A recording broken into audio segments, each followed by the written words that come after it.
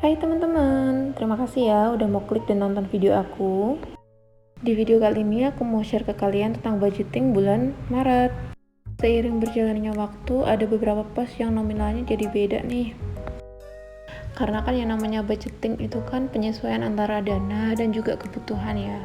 Kebutuhan primer, kebutuhan tabungan.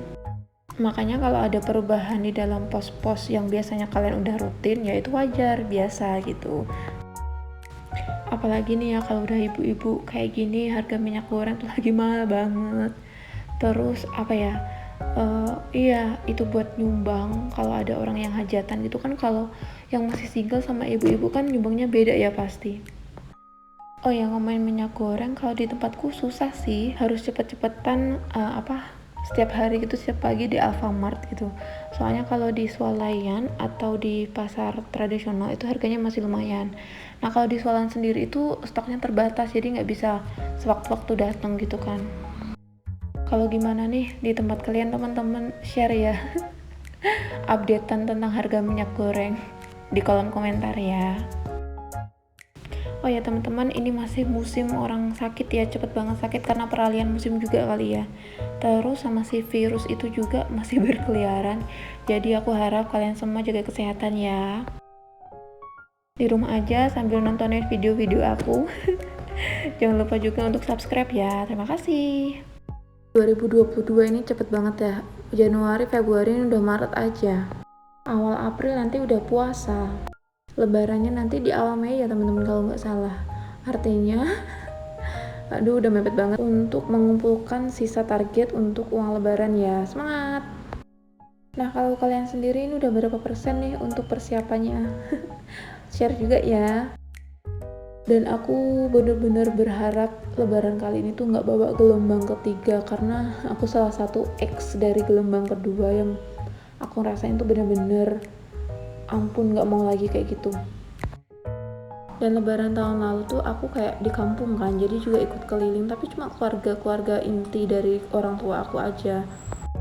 Kayak dilema gitu, kalau mereka kan misalkan bilangnya alah apa sih covid gini kan, jadi kita kalau mau di rumah aja nutup pintu tuh jadi nggak enak. Tapi semoga pelajaran dari gelombang 2 kemarin tuh bisa jadi pelajaran berharga. Jadi tahun ini semoga lebih safe lagi, lebih prokes lagi, lebih saling menghargai juga. Amin. Udah gitu ya teman-teman, jangan lupa prokes, tetap di rumah aja, jaga jarak, dan lain-lain, pokoknya harus diperketat ya. Di bulan Maret ini aku masih pakai media kolom, jadi biar kelihatan lebih rapi aja ya. Yang aku tulis yang paling atas itu pendapatan, terus kolom yang di sampingnya adalah saving. Pendapatan masih tetap 3 juta rupiah dan saving 10%-nya. Dan selanjutnya seperti biasa aku lebih senang membagi biaya itu menjadi 2 kelompok. Jadi dibagi menjadi 2, yaitu biaya tetap dan juga biaya yang berubah atau nominalnya yang tidak pasti gitu. Dan ternyata pas evaluasi bulan kemarin itu kuota kami yang keteteran banget, ternyata lebih dari budgeting.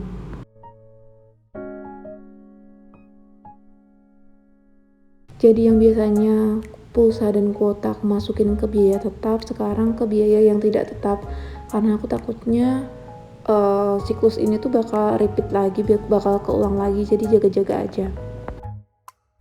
Tapi untuk yang biaya tetap ini masih tetap sama, aku bagi menjadi 3 pos. Tapi nanti ada satu pos yang itu tuh nggak aku masukkan dari budgeting pendapatan 3 juta ini, tapi dari pendapatan lain-lain. Nah makanya penting banget itu yang namanya evaluasi. Jadi setelah kita bikin, nah kita evaluasi benar nggak sih yang kita lakukan itu sama yang seperti kita budgeting kan.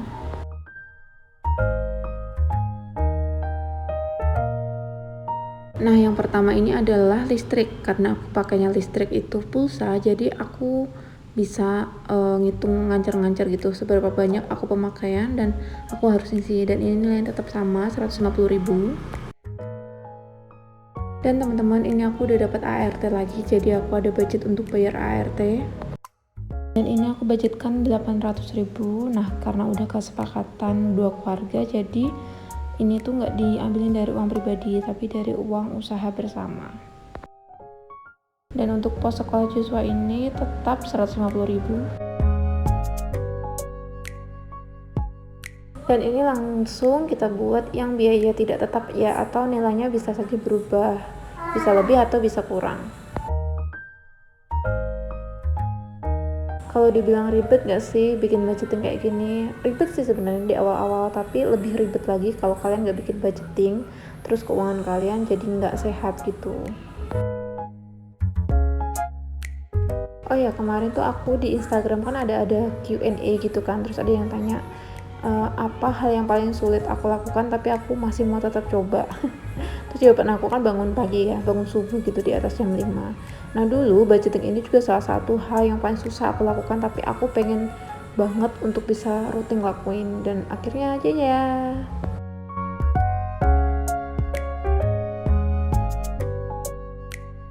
Apalagi ini penting untuk ibu-ibu baru, ibu-ibu muda yang baru belajar, wajib banget untuk belajar budgeting kayak gini. Ini banget bakal nolong kalian untuk mengelola keuangan.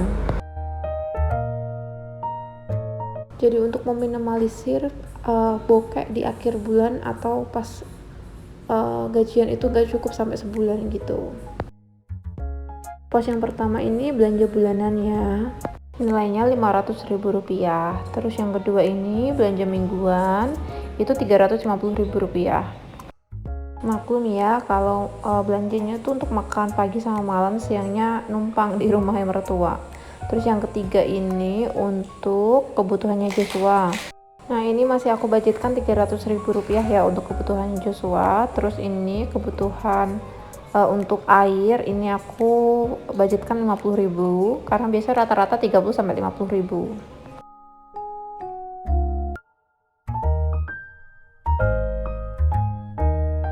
Pos yang selanjutnya ini untuk galon dan gas. Nah ini aku budgetkan juga 50.000 karena untuk galon minum, terus galon untuk yang masak, sama untuk gas. Tapi biasanya sih nggak habis bersamaan gitu ya, jadinya aku tetap poskan budgetkan 50.000. Pos selanjutnya udah mulai rutin nih pakai skincare. Jadi aku budgetkan juga skincare, ini tetap 200.000. Paling biasanya sih enggak sampai 200.000 ya, tapi fluktuatif sih, kadang bisa lebih, kadang bisa kurang. Selanjutnya ini untuk pulsa dan kuota. Biasanya kan pulsa kuota masuk di biaya tetap ya, tapi bulan ini masuknya di biaya tidak tetap karena bulan kemarin ternyata itu over budget. Nah bulan ini aku masih tetap kekeh untuk membudgetkan 200.000 karena aku mau kayak berhemat gitu untuk pemakaian kuotanya. Terus ini lanjut arisan ini aku budgetkan 200.000. Pos selanjutnya ini untuk hiburan. Nah untuk hiburan ini aku budgetkan itu sebesar Rp300.000. Nah pos selanjutnya ini untuk biaya tidak terduga, aku budgetkan itu sebesar 250.000. Nah ini biasanya untuk jaga-jaga kalau misal ada sesuatu yang mendadak mendesak gitu. Nah ini aku total, aku globalkan dari mulai pendapatan, saving atau menabung, sama jumlah total pengeluaran. Buat ibu-ibu yang lainnya juga harus pintar-pintar. Selain minyak yang naik dan susah banget didapat, gula pasir juga udah mulai naik ya harganya. Terus harga beras, walaupun panen tapi harga beras ada kenaikan juga. Nah ini untuk yang tadi ART aku lupa untuk catatnya ya, harusnya ini ART itu di luar ini. Jadi pendapatan 3 juta, saving 300, total pengeluaran harusnya kan 2.700.000. Nah ada tambahan untuk ART 800.000 ini.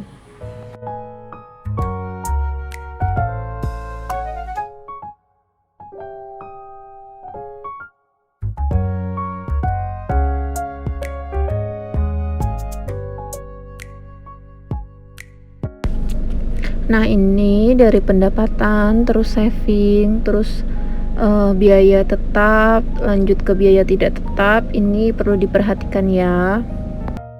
terutama untuk biaya yang tidak tetap atau biaya yang kemungkinan bisa saja berubah. Nah, ini usahakan untuk kita setiap bulannya itu kalau bisa gimana caranya untuk istilahnya ngereko gitu biar under dari budget yang kita sudah tentukan. Nah, ini aku di bawah juga ala-ala nulis quote untuk pengingat aku diri aku sendiri. Mungkin juga ini bisa menjadi pengingat untuk teman-teman semua, jika menabung itu tidak akan seketika membuat kita menjadi kaya. Namun, dengan menabung, kamu sedang belajar untuk berhikmat untuk mengelola keuanganmu. Seperti ini tuh mengingatkan diri aku sendiri untuk lebih memilih kalau ada sisa uang belanja gitu untuk dimasukin ke celengan atau ditabung gitu daripada untuk beli boba. Boba lagi ya.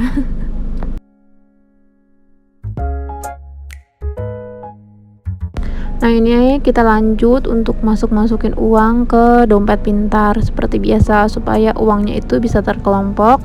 Jadi kita nggak pakai uang yang seharusnya kita nggak gunain untuk pos itu. Yang baru pertama nonton video aku bisa cek linknya. Dompet pintar ini tuh murah banget tapi bener-bener berfungsi dan ngebantu banget untuk ngelola keuangan kita. Kalian bisa cek linknya di description box aku ya. Dan ini teman-teman untuk pos yang pertama seperti biasa belanja bulanan. Nah, belanja bulanan ini itu yang paling bisa aku reko, yang aku bisa akalin untuk bisa lebih berhemat gitu. Biasanya sih under 500.000 kalau sebulan. Karena untuk beli sabun terus kayak sabun mandi, sabun cuci baju gitu-gitu, terus bahan-bahan kebutuhan dapur kayak mie instan, susu gitu-gitu bisa aku reko supaya bisa under 500.000 gitu. Karena memang aku tinggalnya kan cuma berdua sama suamiku plus anakku yang masih batita. Terus ini nanti aku masukin sesuai pos-posnya. Terus ada beberapa pos yang memang harus aku masukin nanti ke rekening.